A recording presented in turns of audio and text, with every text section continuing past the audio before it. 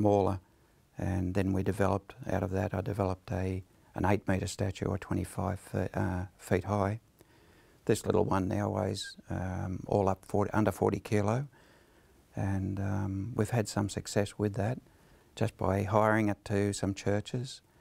Some conferences have purchased them and handed them out to their churches, I believe. Well, we've got footage of one of those smaller ones being inflated. Yes. We'll go to that now. Okay. And you can talk to us as we're watching it. Well, this is basically what you get in a kit if you were to purchase one of these. It comes in a knapsack. The early ones didn't, but now I've improved that slightly. There's a small 680 watt blower comes with them. Around about 10 or 12 tent pegs. So you need power? We need power, but that can be a small generator as well. Myself and this chap here, Ken, this is the first time that he's had a look at one of these statues, and a little bit bewildering, but you don't have to be a rocket scientist to do this. It's very, very simple. As you can see there, we're in quite a busy area. Now we roll the statue out. It rolled up, it's around about 600 or 700 millimetres long, 70 centimetres, and maybe 450 or 45 centimetres round. So it's manageable to take with you anywhere. One person can pick this up without any trouble and take it.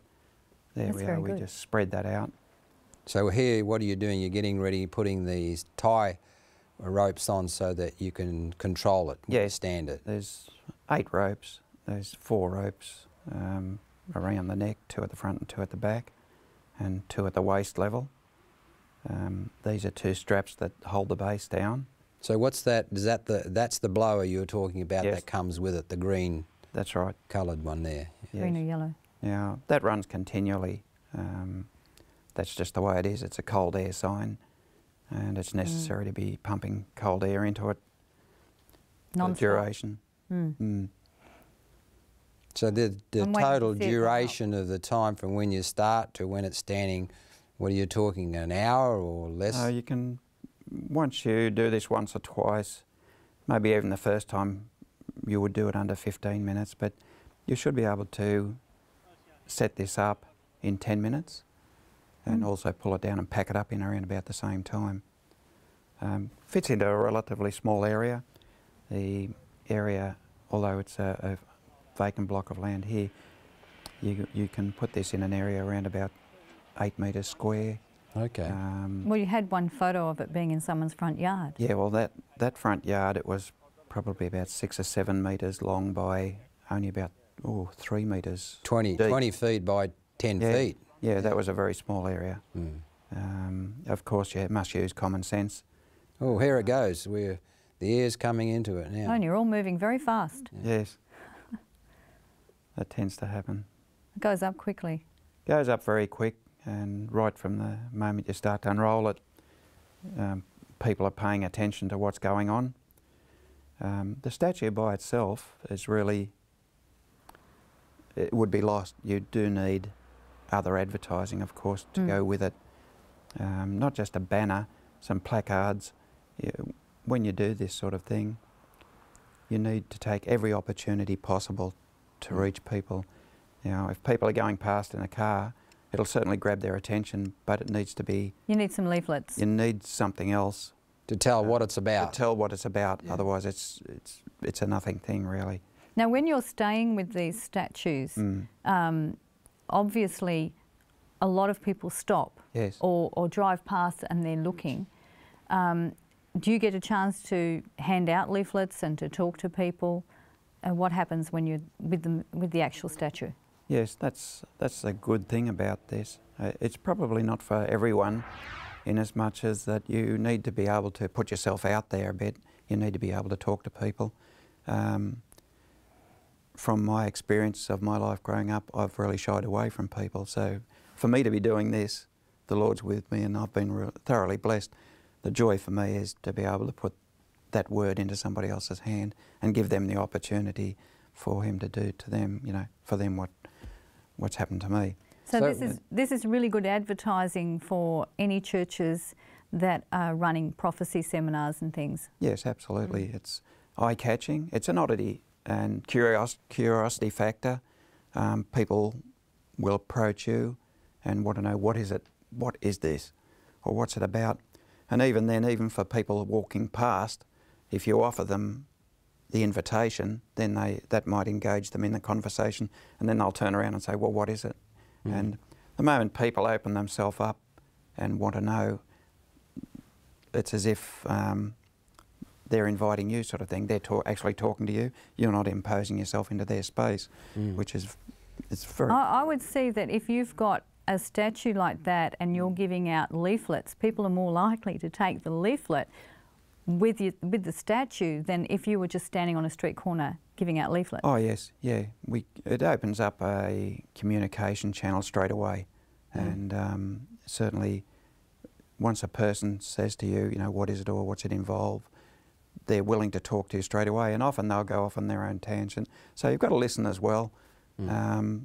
I started off with one or two little spiels, but now I really just talk, and I find it's easier for people to talk to you, and then you just bring the idea of an invitation into that conversation. So with the statues that you've had, the large one and the smaller ones, what sort of press have you been able to have in the media? It's been very good, the press. They see it also as a curiosity and an oddity value. So you've got some press clippings? Yes, even... that you can show us? There are some press clippings. Here's one down at Blue Haven with Danny Melankoff. And this was up in Casino. Road to Ruin?